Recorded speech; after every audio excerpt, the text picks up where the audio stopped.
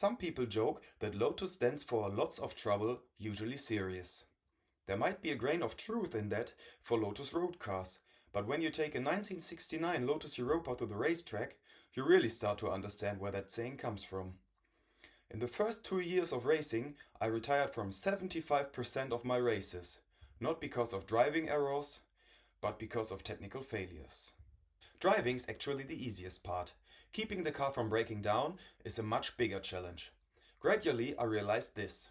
For every hour of driving, this car demands at least 2 hours of repair and maintenance.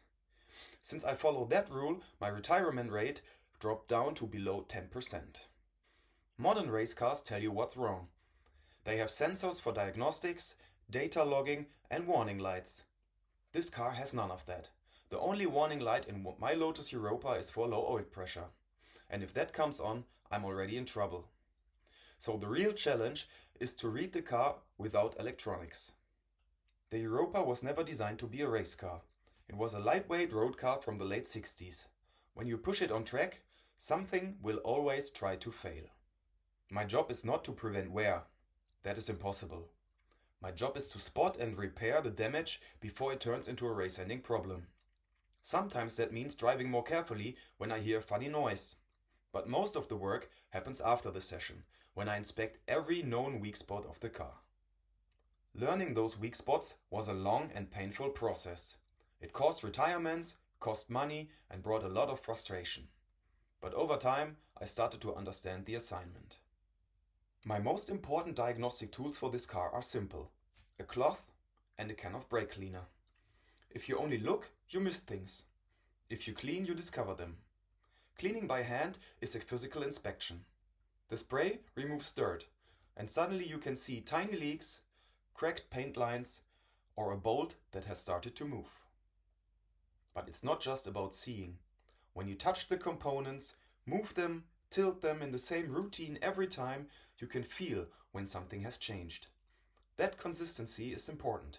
You only notice differences if you always follow the same procedure. The car has 4 contact patches with the road. If something fails there, it's not just a retirement. It can become dangerous.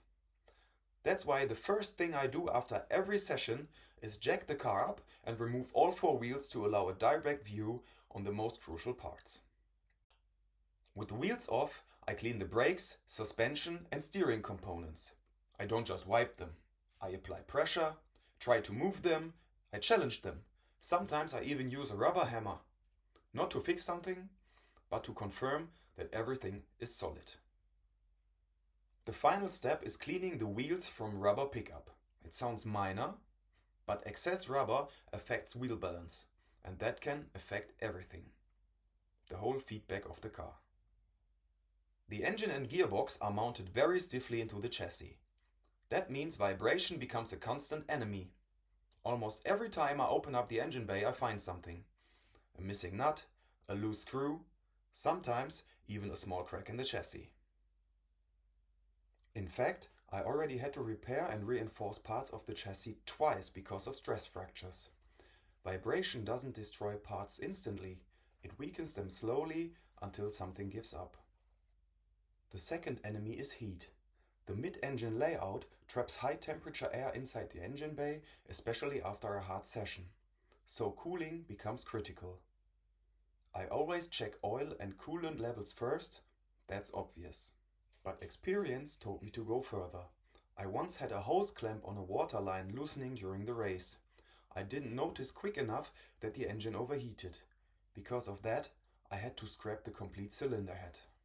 Since then, I physically check every hose connection, make sure each clamp is tight, and I inspect the radiator and oil cooler for even the smallest signs of leakage. Because with heat, small problems escalate very quickly. The final step is fuel. I completely drain the tank after every session. Not because I have to, but because I want to know exactly what the engine consumed. That tells me 2 things. First, whether the carburetors are working as expected. If fuel consumption suddenly increases, something is off. Second, it allows me to calculate the precise amount of fuel I need for the next run. In a car with only 153 horsepower, every kilogram matters. Carrying unnecessary fuel is just ballast, and ballast costs lap time. After refueling, I take one final walk around the car with the engine cover and front bonnet still off. I look at everything one more time. Did I miss something? Only when I can answer that question with a confident no, I do allow myself to relax.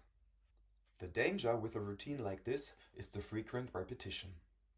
When you repeat the same steps again and again, it becomes easy to go through the motions without really paying attention.